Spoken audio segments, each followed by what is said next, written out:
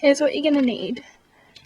Your pack of extensions, your weft, scissors to cut the weft up into whatever shape and size that you need, a needle and thread that's as close to your hair as possible. This is quite off, but you don't really see it.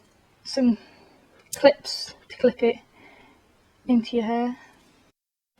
So you've got your pack of weft hair. You're gonna probably end up having a lot more hair than you realise you've got in the pack. There's a very large amount of hair there. You're probably not going to use all of it, so this would cut up in the lengths that I usually use. This would last me a couple of years, to be honest, if I keep the hair in good condition. So here is the weft. It's actually folded over twice, and then there's two sets, so there is a hell of a lot. You cannot even see on camera how much I've got. But basically you just need to measure out how much you're going to need. This pack is actually supposed to do a full head of hair, but I could probably do 4 people's hair with this amount. So you just find the end, and then you're going to need to cut off however much you need. Now obviously it's going to be different for each person. You're going to want a different length of weft for each piece of, like, each part of your head. Like, you might have a fringe piece that you want about that short, you might want a piece at the back of your head that's about that long, so obviously it's going to vary. I apologise for looking so terrible at the moment. I tried to avoid going on camera, but basically I'm just going to show you a basic way of just measuring it up if you're confused about it. My hair's up at the moment, so you know it's a bit awkward, but I like to measure a piece from just behind the ear on this side to just behind the ear on that side.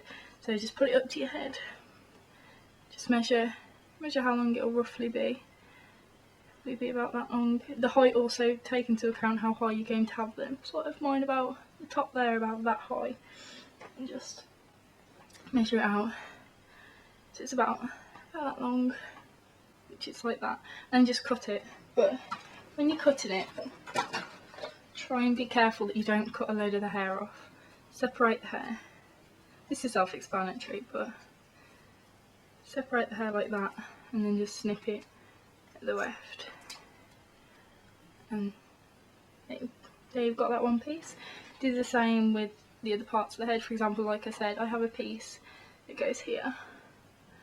It's about that long, and just cut all those up.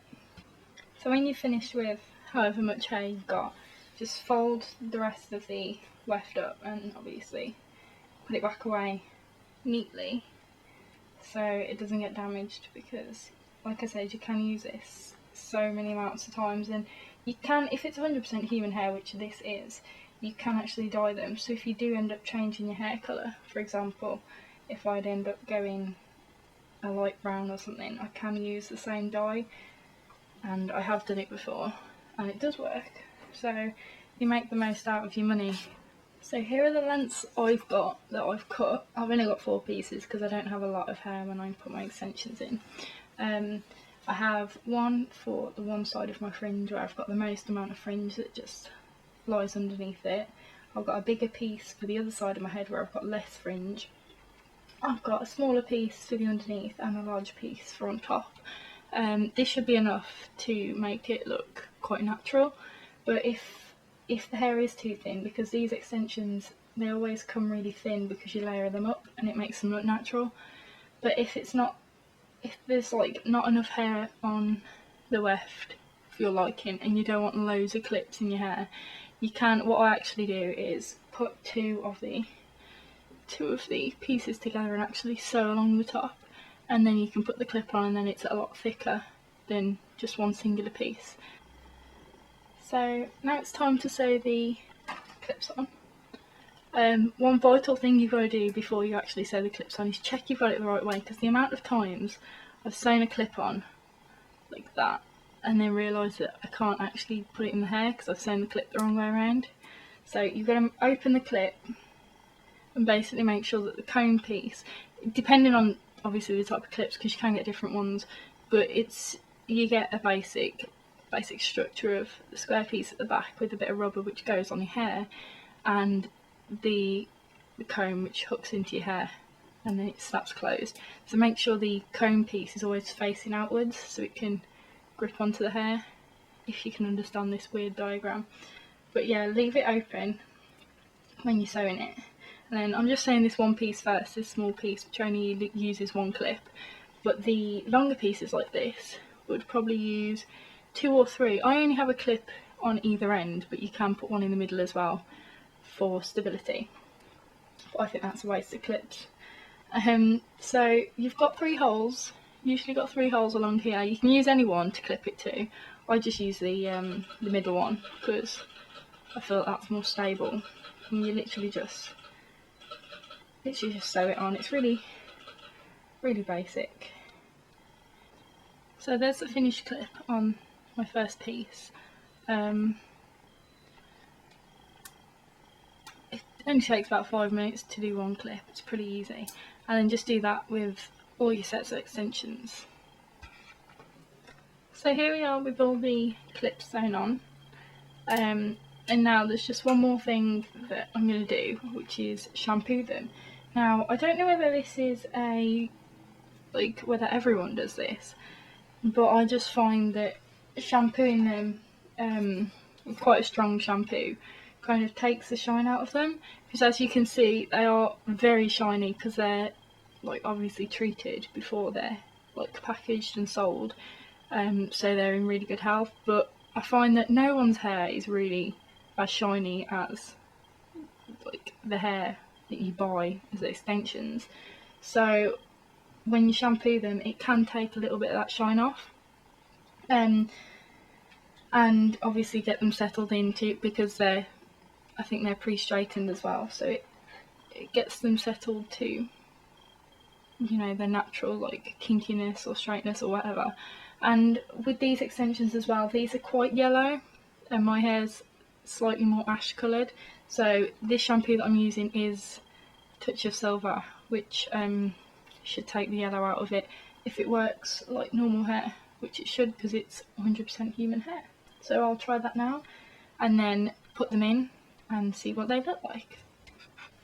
So here is the finished product. I did cut the extensions when I put them in. I basically clipped them all in, you can see there, clip them all into place where they would be, and then kind of cut them with the rest of my hair. So obviously it looks a lot more natural, otherwise you just have one length hair and it would just look a bit weird. I should have recorded that really, but I didn't really have time. So I just basically got a razor blade, just a normal leg razor to be honest. It's not professional or anything, but just cut the extensions into shape. As you can see, it tapers down, and I might do a video on it, but if not, you can just do it whatever way that you cut hair, or I don't know, get someone else to do it. But either way, I just cut them so they didn't look like they'd just been stuck in. I wanted them to go with the rest of my hair, which they do, because the length of my hair at the moment is this piece here. So, but there we go. The colour matched really well. I put the toning shampoo on. As you can see in the packet, it's a lot more yellow than it is here. This is when I put the toner on to match my hair. So if you've got blonde hair and you're doing extensions for it, that could be something to bear in mind. But apart from that, I hope you enjoyed the video, and thanks for watching.